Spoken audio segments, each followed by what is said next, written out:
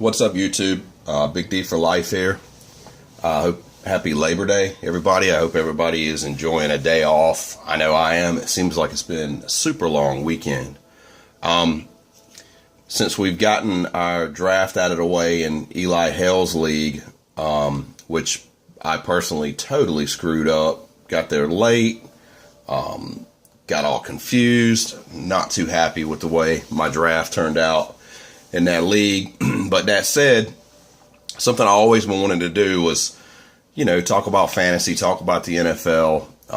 And really what I'm going to share is just my opinions. So I don't, I'm not a professional person, so I don't know, save all the hate mail, I guess. But I just wanted to talk about some fantasy and a few players that I think have upside, or I got a couple guys that could be those late round picks, but where I really think leagues are won is in the middle rounds, after say round 3, because those first 3 rounds to me normally go as scripted, and those middle rounds is when you kind of hit some home runs, and the late rounds everybody's going for the cool shiny sleepers. But those middle rounds, you got a lot of those bounce back guys that are in good situations, wins a lot of leagues, in my opinion. So with that said, let me get set up and we'll get started here. So this particular video, I want to talk about this man first, Kyle Shanahan, and his impact on fantasy. And just really quick to talk about Shanahan's history. He's been offensive coordinator for years. Obviously, he's Mike Shanahan's son, who is a fantasy. A lot of people in fantasy never liked Mike Shanahan because he was so unpredictable with running backs. Anyhow, his son Kyle, he was a Redskins offensive coordinator back when RG3 had his one good year. And obviously he built that offense around RG3 for RG3 to succeed. No one seemed to be able to replicate that. Another thing about Shanahan, he moved to Cleveland. And I think this is a big deal. If you, Shanahan, where is it? In 2015, Shanahan resigned his position in Cleveland after disagreeing with the front office mandate that rookie quarterback Johnny Manziel start. That right there is reason enough to like the guy. He was not on the Manziel train. His quarterback in Cleveland was Brian Hoyer. And then he moved to Atlanta. And let's be real, Atlanta had all of those pieces in place before he got there. And they all achieved some bit of individual success. He was able to take that unit in Atlanta and make it, as a team, probably the most polished system in the league last year. So that brings me to my next point. I had to look long and hard to find a Brian Hoyer card in my collection, and I actually pulled this out of a set. Quarterbacks are funny in fantasy because, we're usually in 10 to 12 team leagues. We don't, you're generally taking the 12 best quarterbacks, and I'm not saying Hoyer is one of the 12 best quarterbacks in the league. But as a bench guy, maybe a bye week replacement, if you're in a salary cap league and this is like a dollar guy or something, a guy like this could win your league. Who knows? And maybe I'm overhyping this guy, but you look at his history. He played with Shanahan. He was slinging it in Cleveland in 2014. And in 15, he went to Houston, and you look at DeAndre Hopkins' best year in Houston, it was with Hoyer. He threw 19 touchdowns, 7 picks. I believe he got hurt, which is his concern.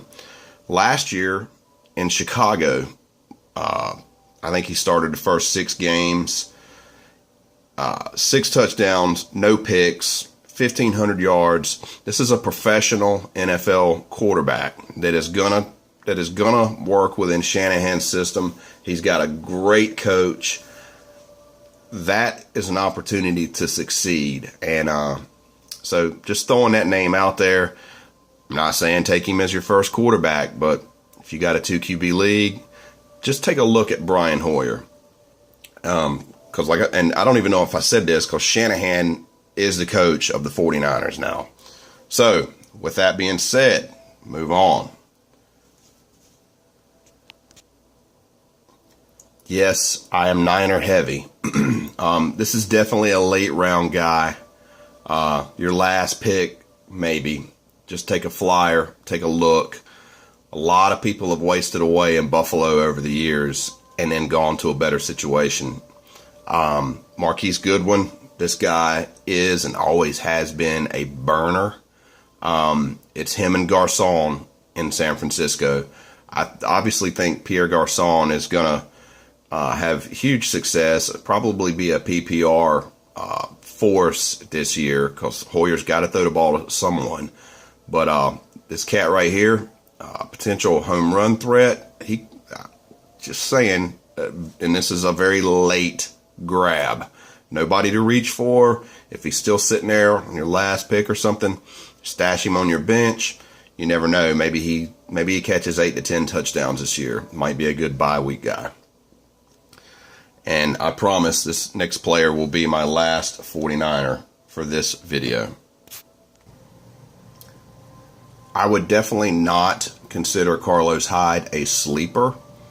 I would definitely consider him a player that is very talented, that has a chance to benefit from being in a Kyle Shanahan offense. You see what Devontae Freeman and Tevin Coleman did in Atlanta. Even in Cleveland, I believe Crowell and Terrence West were a pretty good combo. And I want to say when Shanahan was in Washington, I think that was the emergence of Alfred Morris, even though Morris was not a pass-catching back. Again, not a sleeper, but I think this Carlos Hyde is where he's being taken now. I think this dude offers a lot of value on a bad team. And, I'm not saying the 49ers are going to win 12 games. I do think they'll be improved. I do think they'll have a better offense. I do think guys like Carlos Hyde are going to be improved thanks to Shanahan.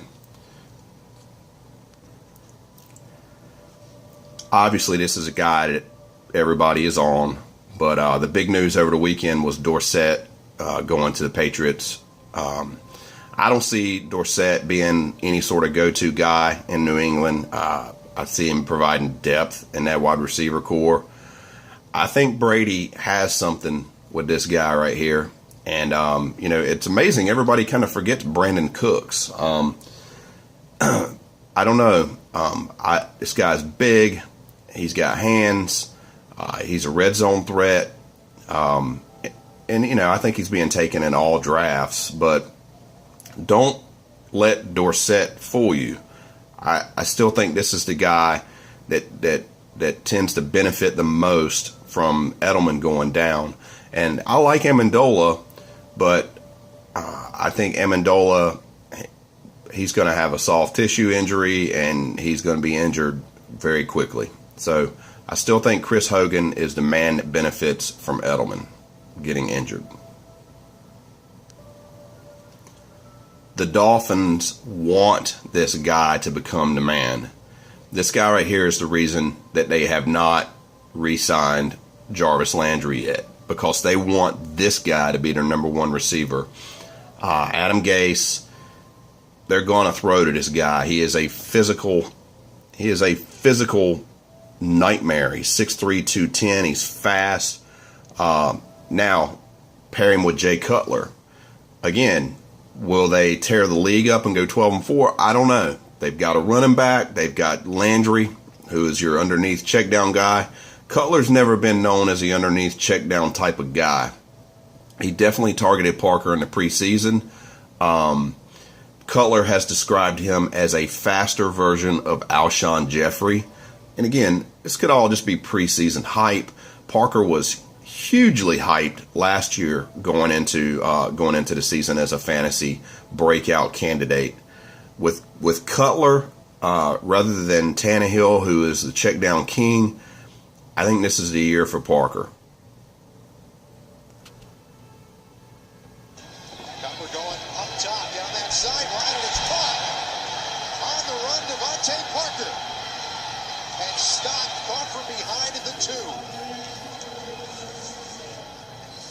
So Parker is 6'3", 212.